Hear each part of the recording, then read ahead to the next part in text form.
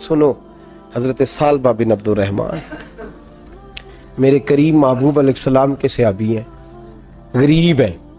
غربت بڑی اعلیٰ چیز ہے. ہاں ہاں غریبی بڑی نعمت ہے، یہ آزمائش ہے، اس میں کوئی شک نہیں. لیکن قیامت والے دن پتہ چلے گا جب غریب چھلانگ لگا کے جنت میں داخل ہو جائیں گے. اور امیر تو کھڑے ہیں نا. میرے نبی پاک نے حضرت عبدالرحمن ابن عوف کو، حضور صبح صبح اٹھے تو نبی پاک کی آنکھوں میں آنسو تھے. فرمایا میرے عبدالرحمن بن عوف کو بلاؤ. حضرت عبدالرحمن بن عوف آئے تو حضور نے سینے سے لگا لیا. نبی پاک کھول کے روئے. یا رسول اللہ حضور کیا ہوا؟ فرمایا عبدالرحمن رات میں نے خواب دیکھی ہے، سارے جنت میں چلے گئے، تو پیچھے رہ گیا، تو پیچھے رہ گیا. میں کھڑا تیرا انتظار کرتا رہا، میں تیرے بغیر جا نہیں سکتا تھا. پھر تو آیا ہے تو تیرا سارا وجود پسینے سے بھیگا ہوا تھا. حضرت عبدالرحمن ابن عوف تڑپ کے روئے، قدموں پہ سر رہا. حضور میری غلطی. فرمایا یار تیرے پاس مال بڑا ہے، تجھے حساب دیتے دیتے لیٹ ہو گئی، تیرے بیگ کھل گئے، تجھے حساب دینا پڑ گیا، تو لیٹ ہو گیا، میں پریشان ہو گیا. حضرت عبدالرحمن ابن عوف نے 100 گھوڑا مال اوپر رکھ کے حضرت عبدالرحمن نے حضور کی بارگاہ میں پیش کیا. کہا یا رسول اللہ یہ. اور پتہ ہے ایک دن کیا ہوا؟ ایک دن سرکار کے وصال ظاہری کے بعد حضرت عبدالرحمن ابن عوف نبی پاک کے گھر کے دروازے کے باہر آ کے بیٹھ گئے اور یوں سر کو پکڑا ہوا ہے، رو رہے ہیں. حضرت ام سلمہ حضور کی زوجہ باہر آئیں. کہا بیٹا عبدالرحمن کیا ہوا؟ جب پوچھا کیا ہوا تو اور کھول کے روئے. کہا کیوں روتا ہے؟ کہا اماں جی جب تک میرے محبوب حیات ظاہری میں تھے مجھے بتاتے تھے یہ مال نہ کما، یہ کم. میں حضور سے بات کرتا تھا تو حضور روک دیتے تھے. اب مجھے ظاہراً بتانے والا کوئی نہیں، مال کے ڈھیر لگ گئے ہیں. آج حساب کرنے بیٹھا ہوں تو حساب نہیں ہو رہا. سوچتا ہوں اگر میں پھنس گیا تو مجھے کون اس سے بچائے گا؟ آپ محبوب کی زوجہ ہیں، میری ماں ہے، میں آپ کے پاس آیا ہوں، اماں جی مجھے بتائیں میں کیا کروں. تو حضرت ام سلمہ بھی رو پڑی، کہنے لگے محبوب تھے، میں کہاں ان کی ترجمانی کر سکتی ہوں، میں نبی پاک کی ترجمانی کیسے کروں؟ کہ اماں جی خدا واسطے مجھے کوئی حکم دے دیں، مجھے لگتا ہے عبدالرحمن برباد ہو جائے گا، ہلاک ہو جائے گا، خدا رہا مجھے کچھ بتا دیں، اتنا سارا مال ہے میں کہاں اس کا حساب دوں گا، مہربانی فرمائیں، یہ تجارتیں میرے گلے پڑ رہی ہیں. حضرت ام سلمہ کی جب منت کی تو فرمانے لگی جا بیٹے آدھا خیرات کر دے. کتنا؟ 2.5% نہیں، کتنے فیصد ہے؟ 50%، 50%. حضرت عبدالرحمن ابن عوف گئے اور 50% خیرات کر کے کہنے لگے اماں میں نے 50% دے دیے، میں بچ جاؤں گا نا، میں بچ جاؤں گا، میں دے آیا ہوں آدھا. تو حضرت ام سلمہ فرمانے لگی میں نبی پاک کی بارگاہ میں سفارش کروں گی تیری، اور نبی پاک اللہ کی بارگاہ میں سفارش کرے صلی اللہ علیہ وسلم. حضرت سالبہ بن عبدالرحمن حضور دعا کر دیں، غریبی ہے. میرے نبی پاک نے فرمایا تجھی اس حال میں ہے بہتر ہے. کرتے ہیں حضور نہیں دعا کر دیں. فرمایا تجھی اس حال میں ہے. تیسری دفعہ پھر آ گئے، حضور نے دعا کر دی. 4 بکریاں تھیں، چند مہینے گزرے، کچھ تجارت شروع کی، چھوٹے موٹا لین دین شروع کیا تو 40 ہو گئیں. کچھ وقت اور گزرا تو ریوڑ بن گیا، پھر گائیں بھی آ گئیں، پھر اونٹ بھی آ گئے، پھر لائنیں لگ گئی. پھر ہر وقت حضور کے قریب بیٹھنے کو دل کرتا تھا. اب لین دین کے معاملات تھے، اب ذرا طبیعت تھوڑی پیچھے ہٹنے لگی، تھوڑا دل پیچھے ہٹنے لگا. پہلے 5 نمازیں مسجد میں، پھر زور اثر کی چھٹی، میری طرف دیکھو اور دیکھو میں کیا عرض کر رہا ہوں.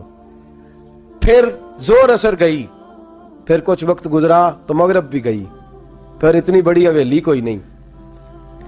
پھر باہر جا کے مدینے سے ڈیرا لگا لیا، جمعے کے جمعے آتے. زکوٰۃ کا حکم آ گیا 2 ہجری میں. حضرت ابو ہریرہ رضی اللہ تعالیٰ عنہ امیر زکوٰۃ مقرر ہوئے. 5 اونٹوں پر 1 بکری، یہ زکوٰۃ ٹھہری. اب جب گئے نا اونٹ گنے اور بکریاں گننے لگے، اوہو 1 کروڑ پہ 2.5 لاکھ کس نے دیا تھا؟ دعا کس نے فرمائی؟ اوہو اتنا، میرے پیسے بینک سے میسج آ جائے گا اتنے کم ہو گئے، اوہو بڑی مصیبت بنے گی. مجھے تو خوشی ہوتی ہے جب آتے ہیں تو اب یہ والا میسج بھی چلے گا کہ اتنے مائنس ہو گئے. توبہ توبہ، پریشانی لگ گئی، بڑی طبیعت. انکار نہیں کیا، کہنے لگے حضور سے جا کے عرض کرنا میں خود آؤں گا، اور جہاں محبوبیت ہو وہاں اتنے لفظ بھی بے ادبی ہیں، وہاں ٹھہر جاؤ، سوچتا ہوں، سمجھتا ہوں، غور کرتا ہوں، یہ جملے بھی وہاں توہین ہوتے ہیں۔ محبوب ہو اور وہاں انسان سوچ سمجھ کی بات کرے، وہاں انسان، بابا بلے شاہ صاحب نے کہا عقل آخ دی چگے نو سام کے رکھ، عشق آخ دے بال کے سیکنا چاہیے ہے۔ کہا جا کے کہنا میں آؤں گا۔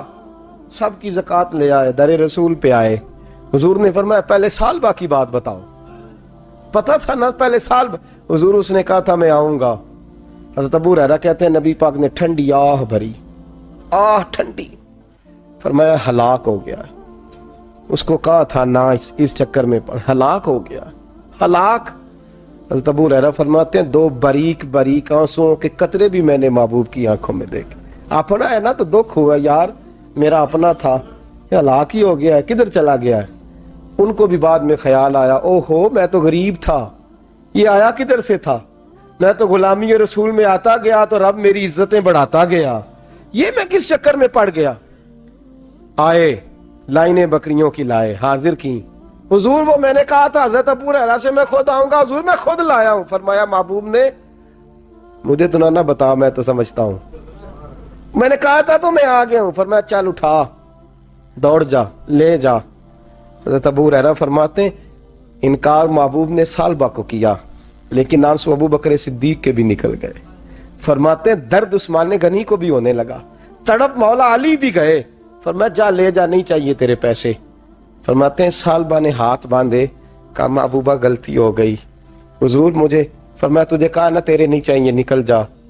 حضرت ابو ہریرہ فرماتے ہیں جب نبی پاک نے رخ پھیرا تو صحابہ کی زبانوں پہ بھی جاری ہو گیا یہ تو ہلاک ہو گیا۔ کہتے ہیں مدینے میں قحط پڑ گیا، محبوب نے فرمایا بلال تو بھی آج لا، ایک خشک چھوارا حضرت بلال کا قبول ہو گیا۔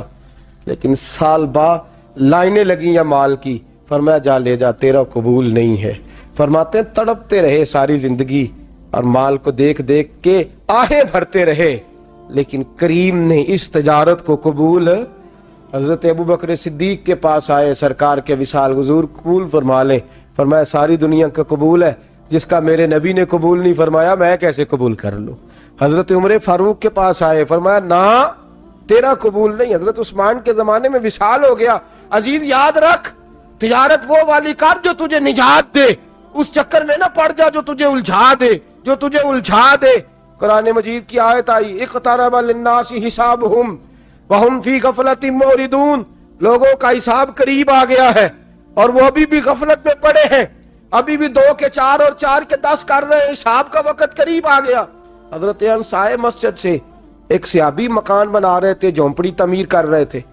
حضرت انس کو پریشان دیکھا، کہنے لگے انس خیر تو ہے، کوئی نئی آیت تو نہیں آئی؟ تو جناب انس کہنے لگے آیت تو آ گئی ہے، رب نے کہہ دیا ہے کہ حساب قریب آ گیا، تیاری کر لو۔